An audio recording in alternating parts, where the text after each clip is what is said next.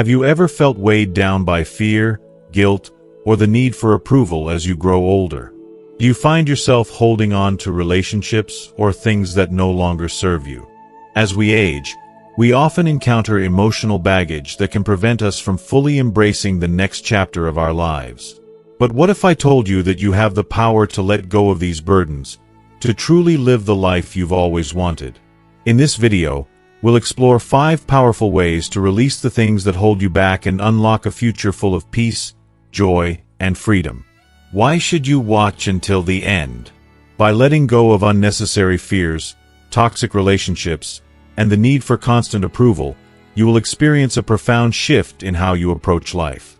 You'll discover how to free yourself from judgment, embrace uncertainty with confidence, and make decisions based on your true desires, without the weight of guilt or outside opinions.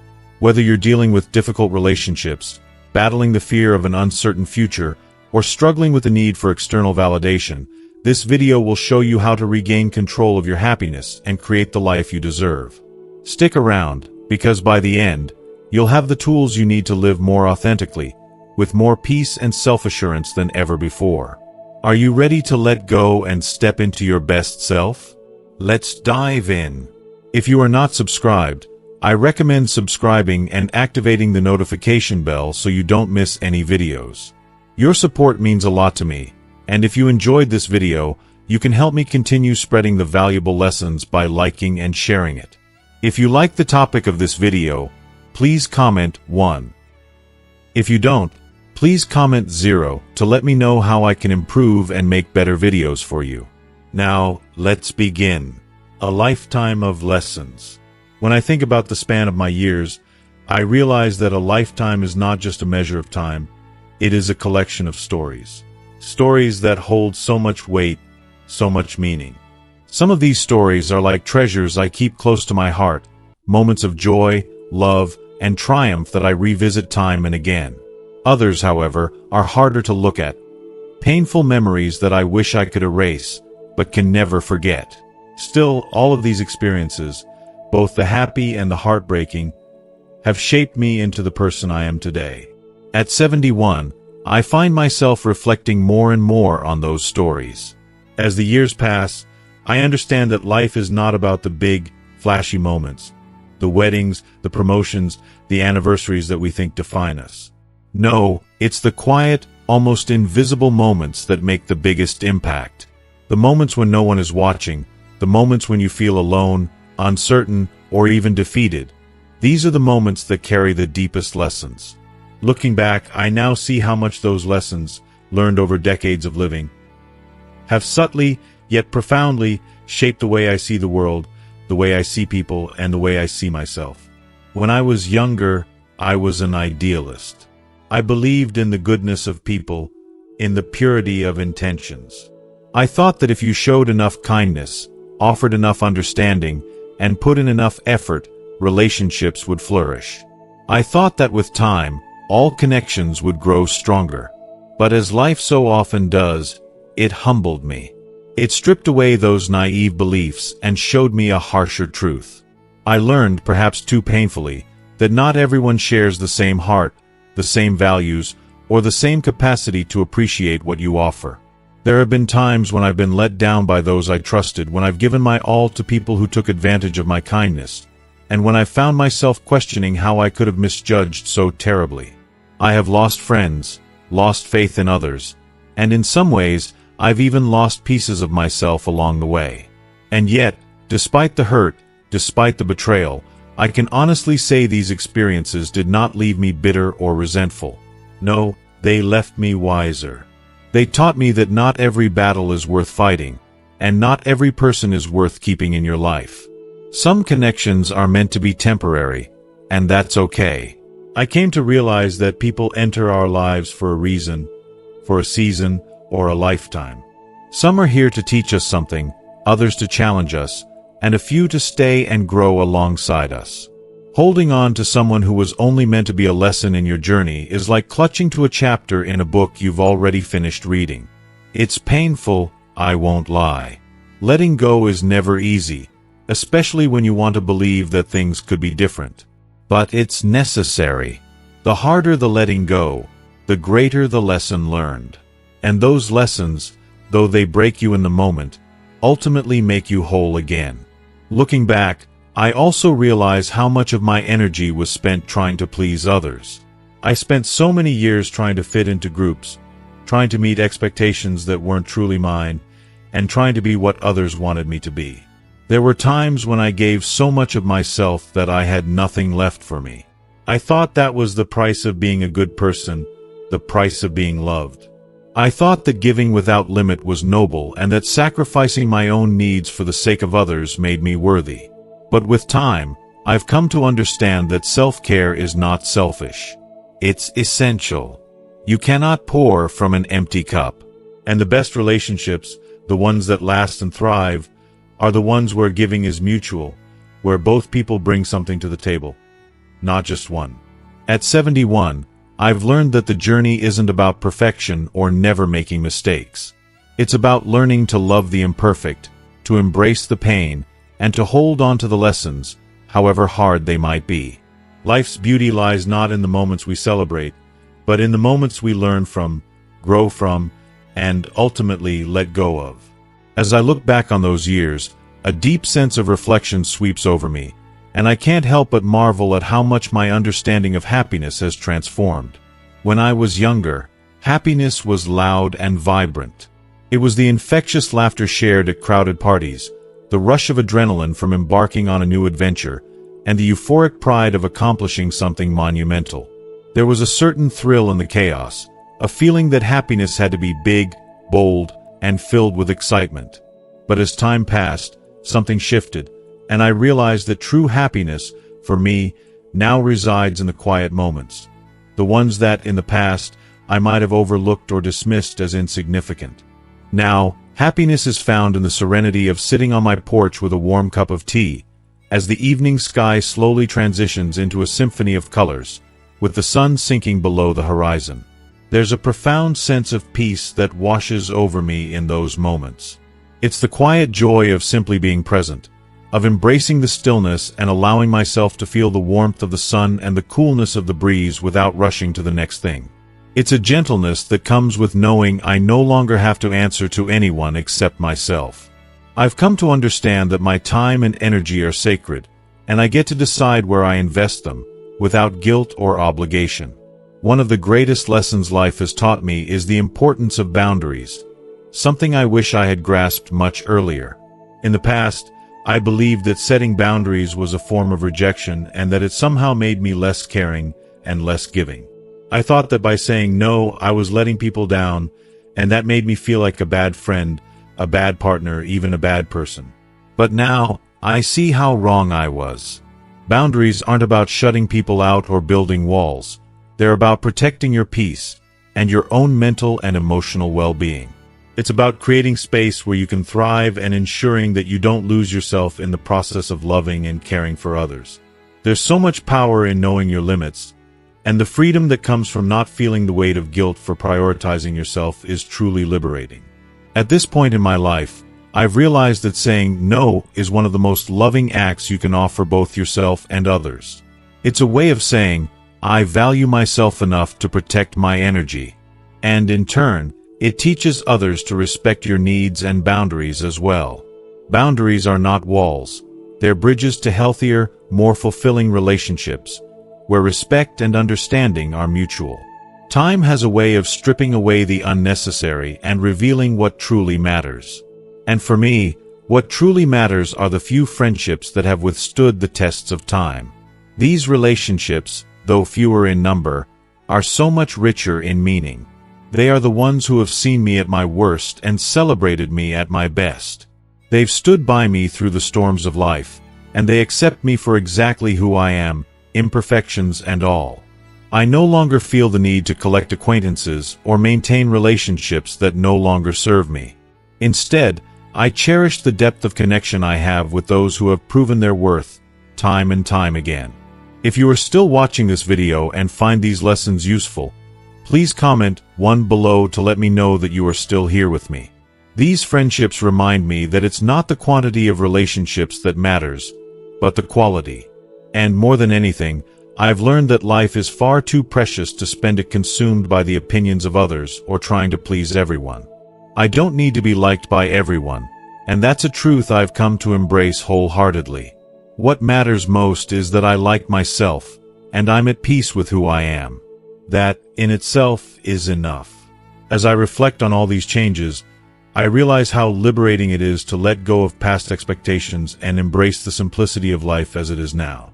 There is a quiet joy in not needing the approval of others, in being true to myself, and in finding peace within. I find myself deeply grateful for this journey, for the lessons learned, and for the quiet moments that have become my greatest source of happiness. I've grown so comfortable with my own company that solitude has become not just something I tolerate, but something I deeply cherish. It's no longer a dreaded void of silence or an uncomfortable emptiness. It's a precious gift I've learned to embrace. Over the years, I've come to understand that being alone doesn't equate to being lonely. No, solitude has revealed itself to me as a place of deep reflection, a sanctuary where I can hear my thoughts and dreams with a clarity that's hard to find in the hustle and noise of the world. And in this sacred space, I've learned a profound truth. I don't hate people, not at all. Far from it. But I've realized something incredibly important. I don't need to let everyone into my life. It's not about avoiding connections, but about realizing that some people, some energies, simply don't belong in my world. And that's okay. I've come to value my time, my peace, and my joy above all else. Life is short, and I want to spend what little time I have left savoring the quiet beauty of being. Just being, without the need for constant validation or approval from the outside world. The beauty of solitude, I've discovered, is like a rare gem, a treasure that glitters in the stillness, just waiting to be recognized. It's a grace I never fully appreciated until much later in life. When I was younger, I saw solitude as a burden. It felt like a prison, a place of painful isolation where I could only hear the echoes of my thoughts, hollow and distant. I feared it, mistaking it for loneliness, convinced that without the constant presence of others, I had no purpose, no connection to the world. But now, at 71, I have come to see it for what it truly is, a beautiful, quiet sanctuary. Solitude is not a void, not a space. It's a place where peace can breathe, where healing can happen. It's where I rediscovered myself, after years of being swept up in the noise of daily life, the expectations, the pressures to be someone I wasn't. It's a safe harbor, a soft embrace that allows me to reflect on what matters. I've come to treasure the moments of stillness in my life.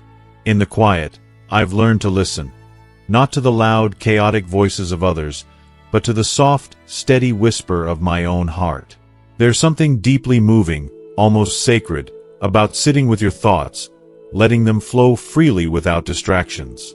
The outside world can be overwhelming, but when I'm alone, I find a certain kind of peace that cuts through the chaos. I can feel the weight of the world slowly lifting, and what's left behind is the clarity I've been searching for. It's in these moments of solitude that I truly understand who I am, what I want, and what no longer serves me. I've realized that the busyness of my younger years was often just a way to avoid facing myself. I filled my days with obligations, with endless people and social commitments, because I didn't know how to be alone. I didn't know how to face the quiet, to confront the depths of my soul. But when the house is still, and there's no one to entertain, no one to impress, I'm forced to face the one person I can never escape, myself. At first, this realization was unsettling, even frightening. I wasn't sure if I was ready to confront all the parts of me I had buried under years of distractions. But over time, I learned to embrace it. The discomfort faded, and in its place grew a quiet comfort, a sense of peace. I've learned, through solitude, to be my own best company, and to enjoy my presence without needing anyone else to fill the space. I've rediscovered the simple, profound joy of doing things for no other reason than that they make me happy. Not to please others, not to check off a list, but simply for the pleasure of it. There's a kind of freedom in this solitude, a freedom that social interactions often don't offer. In the stillness, I find a sense of independence, of self-sufficiency that fills me with gratitude. It's the kind of freedom that allows me to live authentically, without the weight of expectations or the pressure to be anything other than what I truly am. In these moments of solitude, I've come to believe that life is far more meaningful when we take the time to connect with ourselves, find peace in the quiet, and embrace the beauty of simply being alive. When I find myself alone, it's like I step into a world where there are no expectations and no roles that I need to play. In those moments, I am simply me, free from the weight of being a caregiver, a friend, an entertainer, or a problem solver. I don't have to constantly perform or uphold any duties. There's no pressure to say the perfect thing, no need to anticipate someone else's needs or desires. I am just me, existing in my most natural state, free to be without pretense or obligation. It's a rare, beautiful kind of freedom. But this doesn't mean I have turned my back on others. Quite the opposite. I still value deeply the connections I share with my family and friends. They are irreplaceable treasures in my life. But something has shifted over the years. I no longer feel the desperate need to fill every moment with the presence of others or meaningless chatter. I've learned the importance of choosing my interactions wisely, of fostering relationships that nourish me rather than drain me. I no longer partake in social obligations driven by guilt or societal expectations. Instead, I focus on quality over quantity, and I cherish the moments that truly matter. In between these precious connections, I retreat into the sanctuary of solitude. This space has become my refuge, a place where I can recharge, reflect, and embrace the quiet joys of life. Solitude is no longer a feared or uncomfortable companion. It is transformed into a gift that I hold dear. I've come to realize that it's in these moments of stillness that I feel most connected, not just to myself, but to the world around me. I find beauty in the simplest things, the vibrant colors of a sunset, the gentle rustling of leaves in the breeze, or the warmth of a cup of tea in the soft light of morning. There is something sacred in these small acts of solitude. The world moves so quickly, and often we are swept up in its rush, missing the stillness that holds so much meaning. Solitude has taught me to appreciate life in a way I never knew before. It reminds me that the beauty of life often lies not in the chaos of crowds or the noise of constant activity, but in its quietest, most intimate moments. Solitude has become my teacher. It has taught me to trust my own company, to listen to my inner voice, and to find contentment within myself. And in embracing this solitude, I have learned an invaluable lesson, that I don't need the presence of others to feel whole. I don't need to be constantly surrounded by people to validate my existence. The more I have embraced solitude, the more I've realized the profound strength that lies in standing alone. Not in isolation, but in a quiet declaration of independence. At 71, I no longer apologize for needing space, for choosing to spend my time differently. I no longer seek the approval of others or worry about what they might think of my quieter lifestyle. I've learned that this is my life, and I am free to live it in the way that brings me peace and fulfillment. I feel deeply grateful for this realization, an understanding that has brought a sense of tranquility to my heart. Solitude is not an enemy to be feared, but a gentle, healing force that has transformed my perspective on life. And now, I embrace it fully, as a precious gift that has shaped me into the person I am today. Solitude isn't about pushing others away. It's about drawing closer to myself.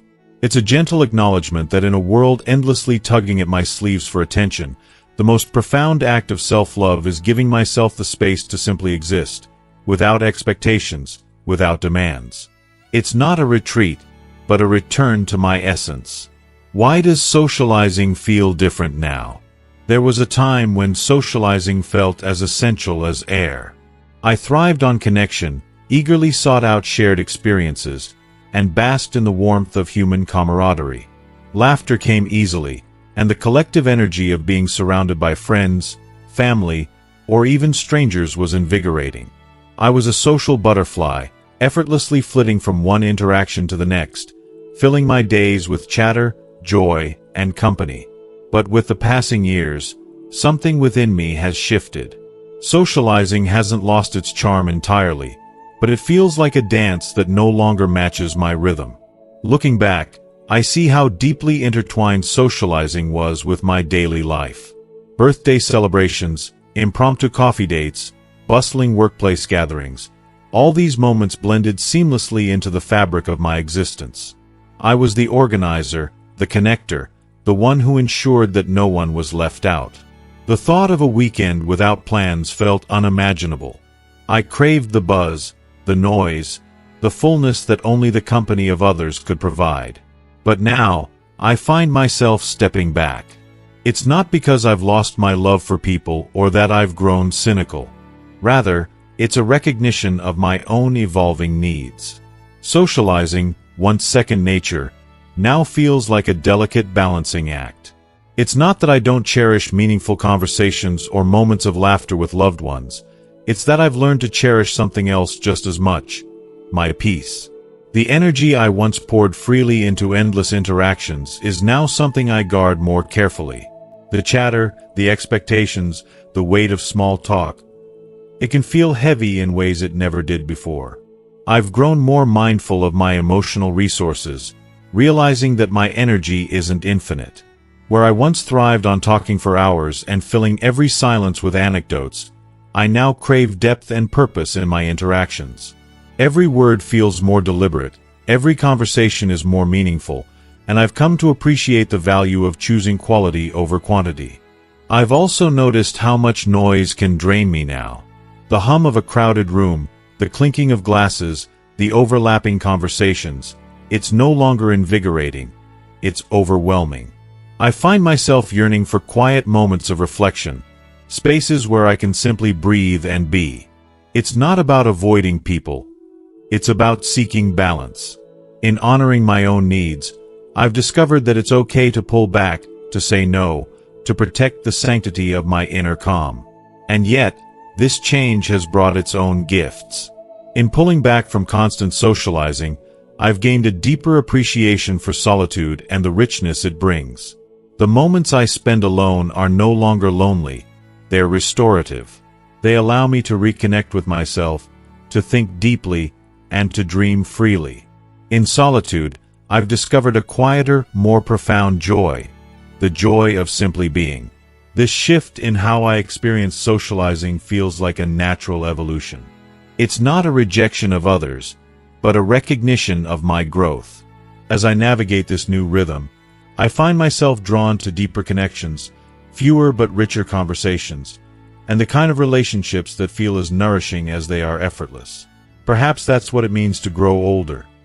Not to love others less, but to love yourself enough to embrace the silence in between. What I've come to understand, more profoundly as the years have passed, is that socializing isn't just a simple exchange. It's a delicate dance of give and take, a balance that is constantly shifting. It's not only about showing up for others, being there for them through thick and thin, but about learning how to be present for myself too. And this, in its essence, is the heart of what I've learned. I've become far more selective about the people I invite into my life, and I no longer feel that gnawing obligation to please everyone around me. The need to maintain relationships out of a sense of duty has melted away, replaced instead by a deep desire to nurture only the connections that truly matter. Now, I place value on the quality of my interactions, the genuine depth of a conversation, the mutual respect that anchors it, and the shared understanding that flows between us. If you are still watching this video and find these lessons useful, please comment 2 below to let me know that you are still here with me. Socializing, at this stage in my life, has become far less about the quantity of people I surround myself with, and so much more about the depth of the bonds I form. I don't feel the need to be constantly plugged in, perpetually seeking the approval or companionship of others to feel fulfilled. A quiet, meaningful conversation with just one person now brings me more peace and joy than the noise of a crowded party ever did. How utterly freeing it is to realize that real connection doesn't require a large audience. It can thrive in the most intimate settings, with the right people, who truly see and hear you for who you are. Perhaps this is one of the greatest gifts that comes with aging, the clarity and wisdom to distinguish between what truly matters and what is simply noise. I've come to recognize that the most important relationship I will ever have is with myself. Once you reach this realization, you no longer feel the need to chase after people, to prove your worth by how many you can please. The right people, those who resonate with your soul, will find their way into your life at the exact moment they are meant to, without any force, without any rush. It's a humbling yet liberating thought. Family moments, though fleeting and sometimes bittersweet, have begun to feel more genuine and fulfilling than any grand or formal gathering ever could. These simple moments, spent quietly with those who truly matter, are, for me, the truest form of connection. It's a profound reminder that love, warmth, and understanding don't need to be wrapped in grand gestures or elaborate plans. Sometimes, it's the smallest, most unassuming interactions that carry the most weight and leave the deepest imprint on your heart. Socializing, as I understand it now, is no longer about filling every waking moment with people or noise. It's about seeking real, meaningful connections, the kind that leaves you feeling full, seen, and understood. It's a quieter, more intentional way of being with others, and I can honestly say it feels truer to who I am now, at this stage in my life. At 71, I've made peace with the fact that not everyone will understand this shift in my approach to relationships. Some may mistake it for withdrawing, for becoming more distant or less involved. But for me, it's not withdrawal, it's an evolution, a natural progression of growing into the person I am meant to be. There is an undeniable beauty in this change, a peacefulness that accompanies it. I no longer feel the weight of expectations to be constantly engaged with the world around me in the same way I once did. And in this stillness, in this quieter way of socializing, I found a sense of peace, purpose, and authenticity that is priceless. For that, I am deeply, profoundly grateful. Trust is a delicate, yet essential force that shapes the very core of our lives. It is one of the most fragile yet invaluable elements we possess, and over time, I've come to realize just how much it evolves. When we are young, trust comes to us effortlessly. It flows from us like an open river, extending to others without hesitation, because we believe in the goodness of the world. We naturally assume that those around us will treat us with the same kindness and the same sincerity that we offer them. But as the years go by, life has a way of teaching us hard lessons. Lessons that remind us just how precious and precarious trust truly is. Now, at 71, I see this more clearly than ever. Trust is still a part of my life, but it's different now. It has changed, becoming something far more deliberate, far more guarded, and, in many ways, far more deeply cherished. This journey to understanding trust hasn't been an easy one. It's been marked by painful betrayals, crushing disappointments, and heartbreaking moments that have tested my faith in people. I've had friends, people I thought would stand by me through thick and thin, fade away when life took a turn for the worse. I've had promises broken, trust shattered, and I've seen sides of people I never expected. Each of these moments, while not unique to me, was its kind of wound. And each wound left its mark. It's a painful truth. Once trust is broken, it can never be fully restored. You can rebuild it, yes, but the foundation is forever cracked. Over time, I began to notice a pattern. The more I trusted without hesitation, the more vulnerable I became. I allowed myself to be open, giving my trust freely, only to be let down by those who didn't have my best interests at heart. It wasn't always intentional malice. Sometimes it was thoughtlessness, selfishness, or simply a lack of awareness. Yet, regardless of the reason, the pain felt the same. I learned the hard way that trust, once betrayed, can be a wound that never truly heals. But through this pain, I came to understand the need for discernment. I no longer give my trust as easily as I once did. Trust must be earned, slowly, carefully, and always with caution.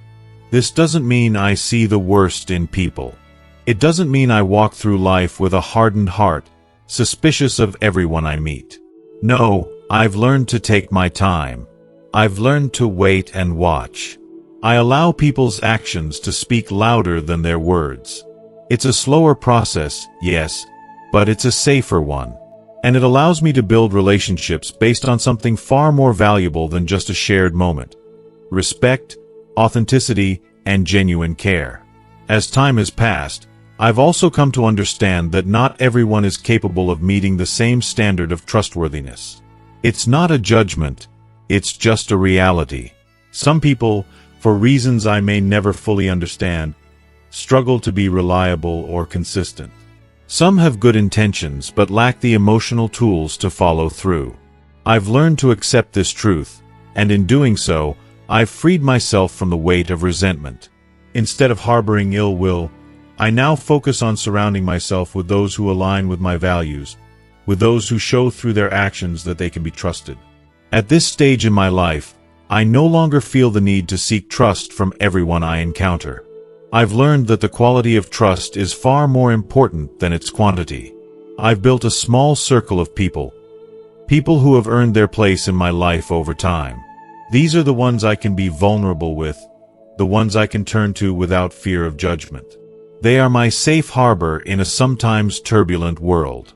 They remind me that, while trust can be fragile, it is also incredibly resilient when nurtured with care, understanding, and patience that comes from a lifetime of experience.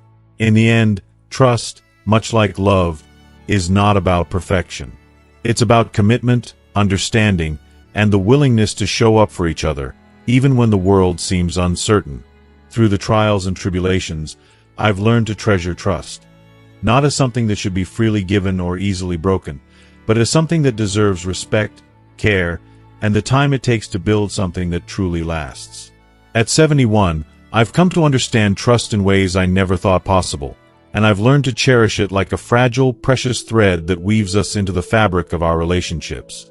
But even within the close-knit circle of people I hold dear, I've had to learn how to balance trust with the essential need for self-reliance. Life, with all its twists and turns, has taught me a hard but beautiful truth. The one person I can always rely on, the one who will never disappoint me, is myself. This realization hasn't come easily, but over the years, I've come to value it deeply. Trusting myself has been one of the greatest gifts I've received from growing older. It's a gift that I wish I could have embraced sooner, but I suppose it's one of those things you can only truly appreciate after you've walked through life's many storms and emerged stronger. Trust, as I see it now, is no longer an open door that I freely swing wide for everyone. The idea of placing my faith in everyone I meet, of opening myself up to others without hesitation, no longer holds the same appeal. The years have given me the courage to let go of relationships that no longer serve me, and the wisdom to know when to walk away from those who, despite repeated chances, continue to bring only pain or disappointment. I no longer feel bound by the obligation to hold on to relationships simply out of guilt or habit. This isn't about being unforgiving or cold-hearted. It's about protecting my peace, about preserving the little time I have left to surround myself with people who lift me rather than drain my spirit. The emotional weight of those draining relationships has taught me how precious my energy truly is. I now reserve it for those who genuinely enrich my life, for those whose presence makes me feel seen, valued, and understood. That, to me, is what trust has become. A choice, not a default. When I think about trust now, I see it not as a gift I give away freely, but as something that requires deep thought, something to be given with both care and intention. The trust one offer is not something to be taken lightly or handed out recklessly. It is something I offer only to those who have shown me, through actions and not just words, that they deserve it. I've come to realize that trust is not just about believing in others. It's also about believing in myself and my ability to discern who is worthy of my trust. It's a delicate balance that I've spent a lifetime learning to navigate, and though it hasn't been without its challenges, I wouldn't trade the wisdom I've gained for anything in the world. The pandemic, in particular, marked a pivotal moment for me. A turning point in my life that reshaped the way I view the world and myself. It was a strange, uncertain time, one that was marked by loss and change, but in many ways, it was also a paradoxical gift. The world, which had been racing forward at an exhausting pace, was suddenly forced to slow down.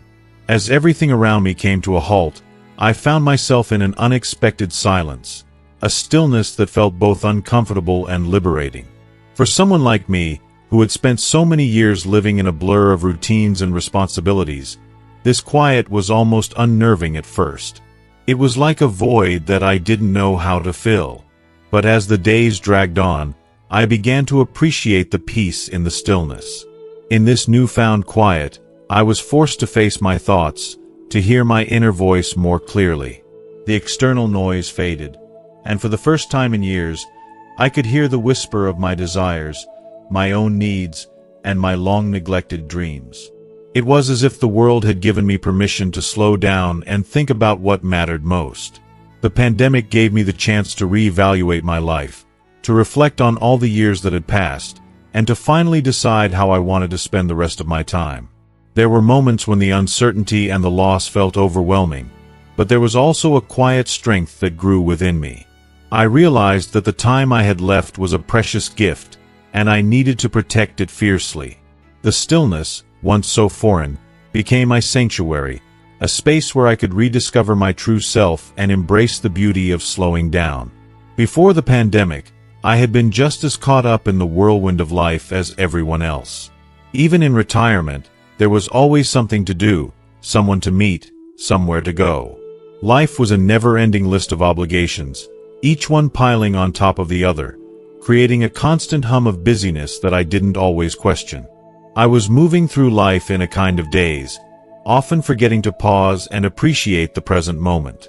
But when the world came to a screeching halt, I was forced to sit with myself, to truly listen to my own heart. And in that stillness, I found a clarity I never knew I was missing. Looking back now, I realize that the pandemic, while it brought loss and uncertainty, also gave me something priceless. The time to reflect, the time to reconnect with myself, and the time to appreciate what truly matters. It reminded me that life doesn't always need to be full of noise and movement to be meaningful. Sometimes, the most profound lessons come in the quiet moments, the ones that make you stop, think, and breathe deeply.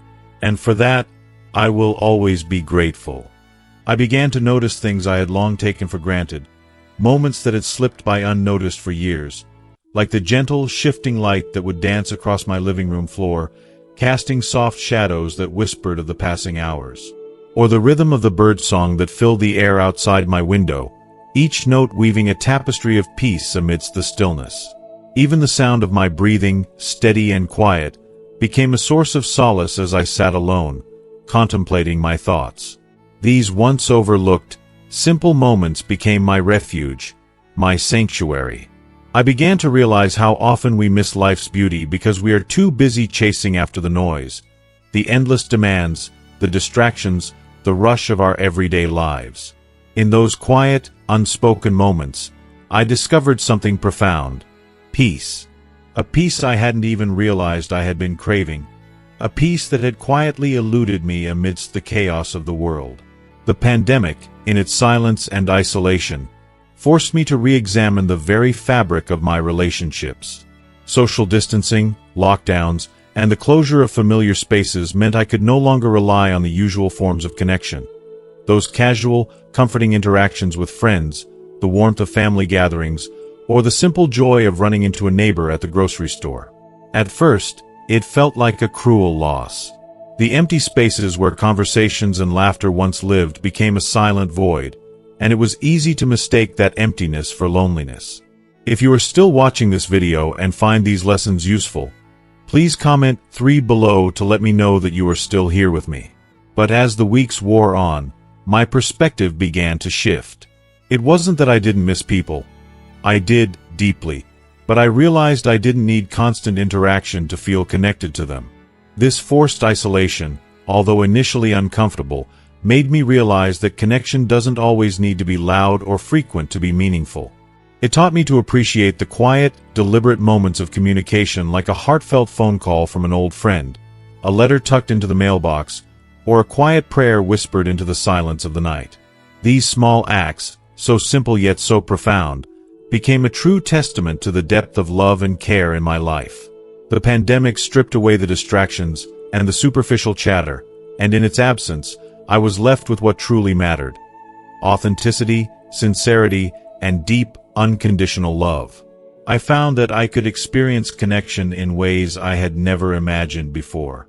In a world that often values quantity over quality, I learned that the value of a relationship is not measured by the frequency of contact but by the depth of the bond. I began to cherish the people who truly saw me, who truly understood me, and who reached out in ways that went beyond mere convenience. I was learning, albeit in a difficult way, that the best relationships are often the ones that endure the silence, the distance, and the trials of time.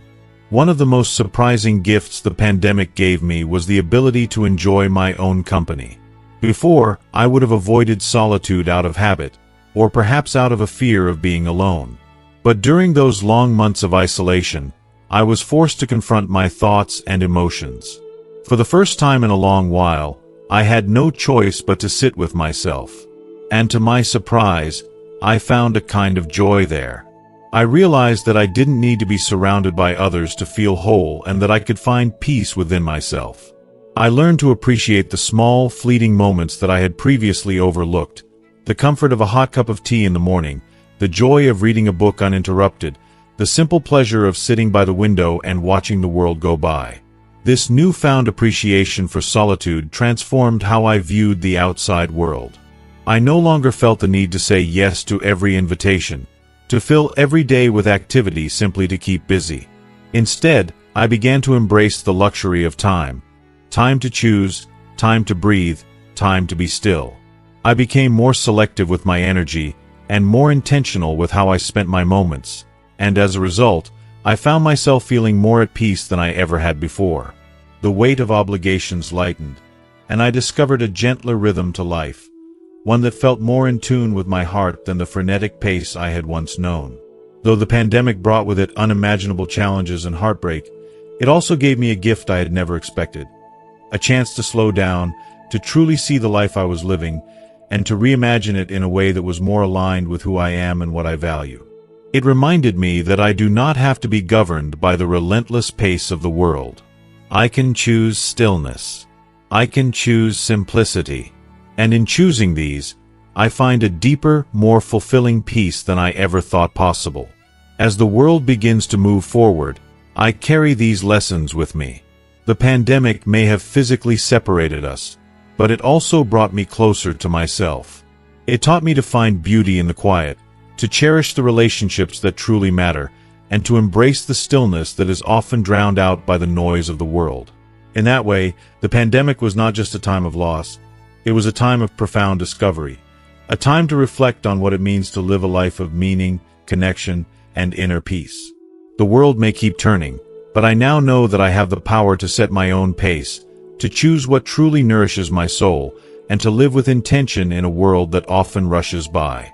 As we reflect on the lessons learned from the stillness and solitude of the pandemic, we realize how deeply it changed us, how it helped us reconnect with the quieter parts of our lives that we had long overlooked.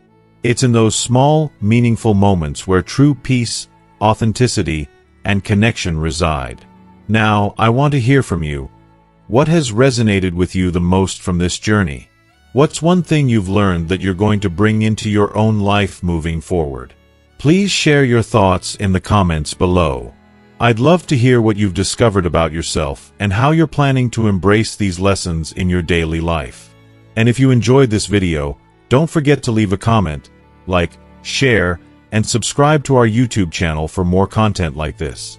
Thank you for watching, and I look forward to connecting with you in the next video.